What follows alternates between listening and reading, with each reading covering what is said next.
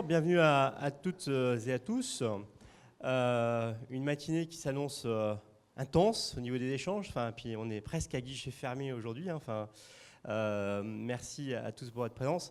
La thématique de ce matin, l'efficience énergétique, à l'heure de cette course au digital, va nous tenir toute la matinée en haleine. Sans plus attendre, je vais appeler Thierry Chambon. Thierry qui est président d'Énergisme, qu'on peut applaudir d'ailleurs.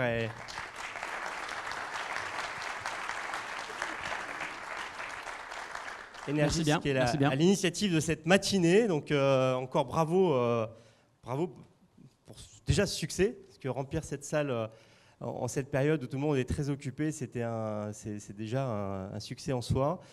Thierry, est-ce qu'on peut partager et découvrir un peu ce qu'est Énergisme en fait ? Oui, tout à fait. Donc, Énergisme est une entreprise spécialisée dans l'énergie.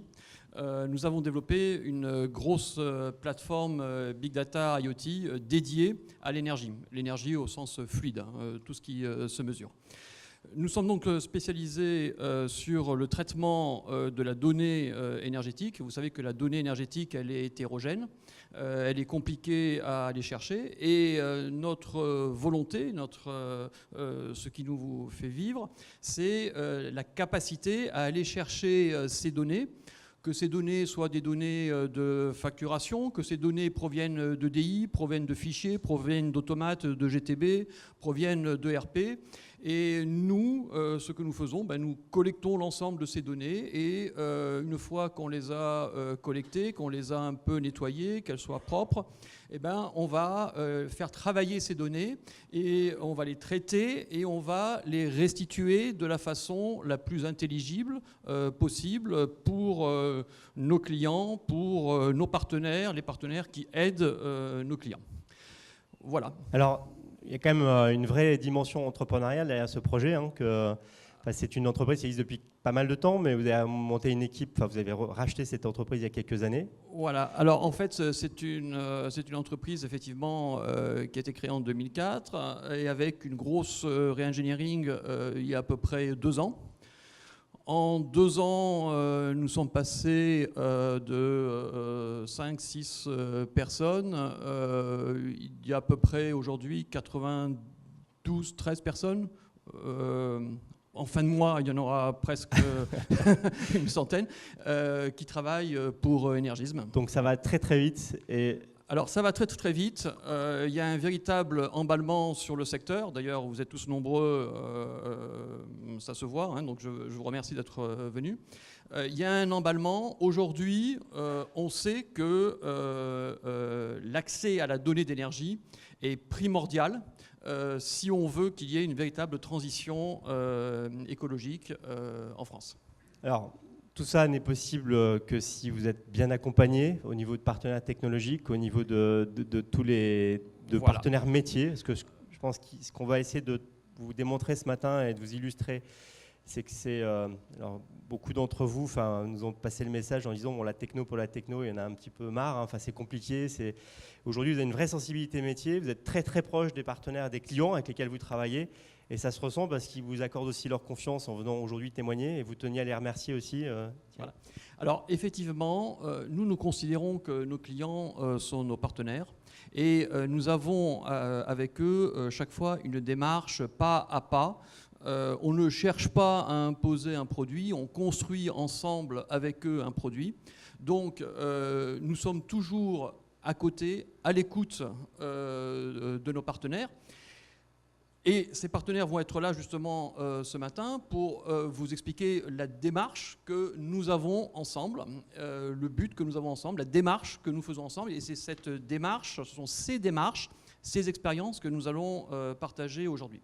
Et effectivement, il faut s'appuyer sur des grands acteurs de technologie, et c'est comme ça que nous nous appuyons sur Microsoft, qui nous accueille aujourd'hui et qu'on remercie, et avec lequel on va expliquer ce que nous faisons. Très bien, sans plus attendre, on peut inviter Gilles, Gilles Ducrest, au sein de Microsoft. Alors Merci, Gilles, en quelques mots, quelle est votre mission au sein de Microsoft? Et puis je vous laisse la main pour partager avec nous l'engagement de Microsoft sur ces sujets d'énergie aujourd'hui. Ouais, merci. Donc Gilles Ducrest, moi j'ai en charge le secteur manufacturing et ressources chez Microsoft. Et effectivement, notre mission, c'est d'accompagner ces différents acteurs dans leur transformation numérique, et en particulier avec tout un écosystème de partenaires, dont Energism. Parce que comme je vais vous le montrer un petit peu ce matin, nous on est constructeurs de briques technologiques, on investit énormément sur ces briques-là, mais ça n'a de sens que si ça prend une orientation très métier vers l'ensemble de nos partenaires. Donc bienvenue chez nous, et puis avec plaisir d'avoir cette matinée avec vous. Je propose de démarrer avec une petite vidéo pour vous donner un peu cette perspective, et je vous en expliquerai ensuite les raisons.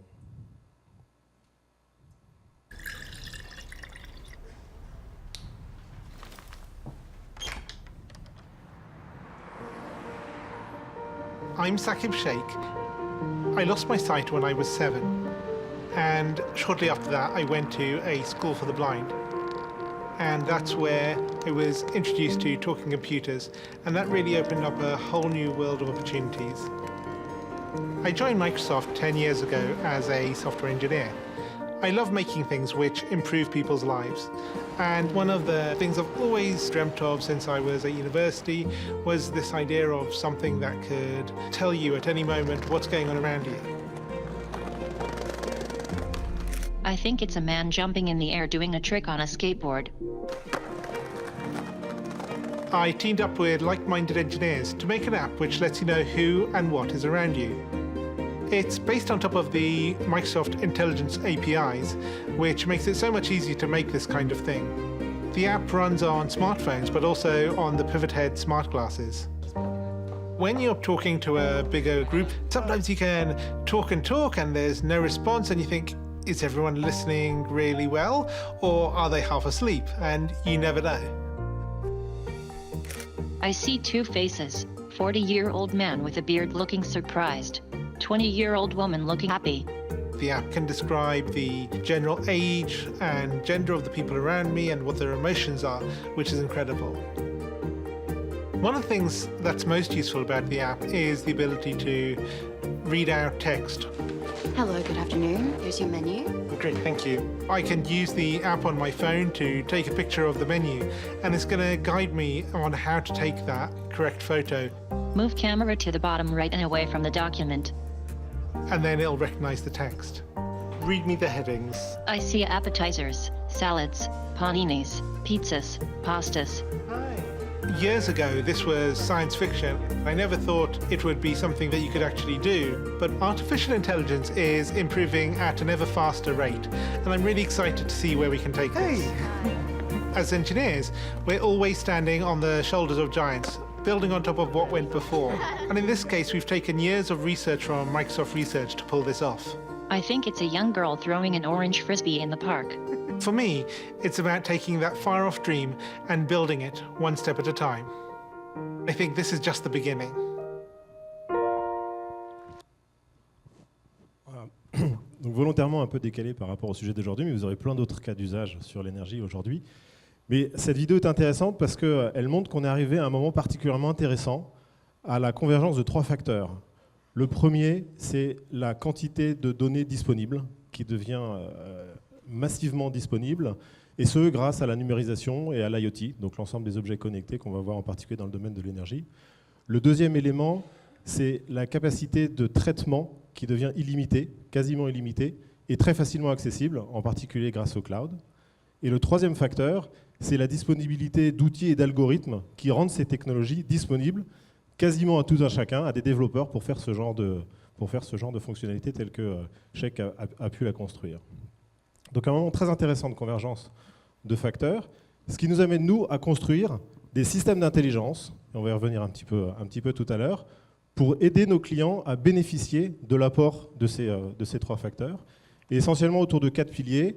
La transformation du produit, donc comment est-ce que des produits connectés vont être capables d'interagir avec les équipes ou avec les clients. Comment est-ce que les opérations peuvent bénéficier de ces données, par exemple des systèmes de maintenance prédictive. Comment est-ce que l'ensemble des flux d'informations vont être rendus intelligibles pour les employés, parce qu'avec le flux d'informations grandissant, c'est de plus en plus compliqué de comprendre quelle est l'information pertinente et comment la traiter. Et puis enfin, comment est-ce que ce numérique peut vous amener à profiter, à proposer de nouveaux services à vos clients. Donc l'idée qu'on a nous derrière, c'est vraiment, sur chacun de ces piliers majeurs pour nos clients, comprendre comment le numérique peut les aider, peuvent les aider à accélérer. Et là, je ne vais pas du tout rentrer dans ce détail-là, ce n'est pas du tout l'objet, mais c'est pour vous montrer que notre approche, c'était une approche de construction de briques modulaires qui permettent justement d'aborder ces différents piliers. Sur la droite, il y a tout ce qui est, sur la gauche, par exemple, tout ce qui sera acquisition. Et en particulier, Thierry le mentionnait, acquisition de systèmes hétérogènes. Donc être capable de se brancher à n'importe quel type de protocole, que ce soit sur des protocoles de machines, etc., mais aussi à des sources extérieures, typiquement de la météo, parce que ça peut être intéressant de récupérer des informations de météorologie pour faire du prédictif. Ensuite, au milieu, c'est tout ce qui sera stockage et traitement. Ensuite, il y aura tout ce qui sera la partie analyse, et en particulier dans la partie analyse, des appels à des fonctions d'intelligence artificielle, comme a pu le faire Sheikh dans sa vidéo, où il appelle des fonctions d'intelligence artificielle sur de la détection de texte, sur la détection d'images, ce genre de choses. Et puis enfin, tout un module de restitution pour être capable de rendre cette donnée intelligible, quel que soit l'outil que veut utiliser la personne pour y accéder, que ce soit PC, tablette, mais aussi des robots conversationnels. Donc aujourd'hui, avec ces mêmes briques technologiques, on est capable d'interagir avec des équipements en langage naturel, donc lui demander quel est l'état de fonctionnement, et l'équipement va répondre telle ou telle pièce de mon état est en défaut. Et en allant jusqu'à la réalité mixte, par exemple, avec des choses comme HoloLens, où on peut afficher de la télémétrie en réalité augmentée sur des objets. Derrière l'ensemble de cette structure, on a aussi en parallèle construit tous les outils qui permettent aux développeurs et aux systèmes intégrateurs et à un écosystème donc de construire l'ensemble de ces fonctionnalités. C'est des outils autour de l'accès à l'IoT, donc les objets, faire parler les objets, très rapidement faire parler la télémétrie. Des outils autour du machine learning ou de l'intelligence artificielle, avec des outils typiquement de drag and drop pour construire ces premiers logiciels d'intelligence artificielle. Des outils conversationnels, par exemple pour les robots, ou d'analyse cognitive sur la reconnaissance de texte, etc. Et puis tout un écosystème se met en place, non seulement en utilisant ces briques technologiques, mais aussi en construisant en mode poupée russe quelques autres briques technologiques qui vont intégrer certains de ces éléments de base, et ce qui nous amène en fait à créer toute une marketplace d'utilisateurs de ces technos qui vont eux-mêmes se rendre disponibles, rendre leurs briques disponibles à l'ensemble du reste de l'écosystème. Donc ce qui est très intéressant, c'est qu'il y a tout un écosystème qui est en train de se mettre aussi en place là-dessus. Donc en résumé, nous, 3 choses essentielles sur lesquelles on travaille. Donc c'est permettre l'innovation à nos clients et à nos partenaires, s'assurer qu'on a les plateformes qui permettent de le faire en mode très rapide et en mode industriel. Ce sont les mêmes briques technologiques qui vont être sollicitées pour un mode proof of concept ou pour un mode industriel avec des millions de transactions. L'IoT, par exemple, aujourd'hui chez Microsoft, c'est 4000 milliards de messages IoT par mois. Donc on est quand même dans des niveaux industriels intéressants. Et puis c'est bien sûr la sécurité, qui est un point très important pour nous. On l'assure de bout en bout sur nos technologies. Et donc le GDPR vient de sortir, on peut par exemple vous accompagner sur tous les soucis toutes les problématiques autour du GDPR.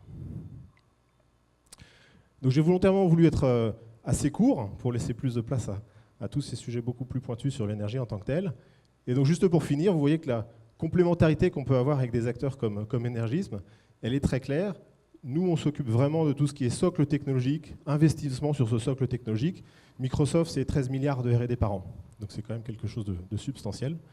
On s'occupe aussi de l'accompagnement technologique de notre écosystème pour leur permettre de bénéficier de toutes ces avancées, de pouvoir très rapidement les mettre en utilisation.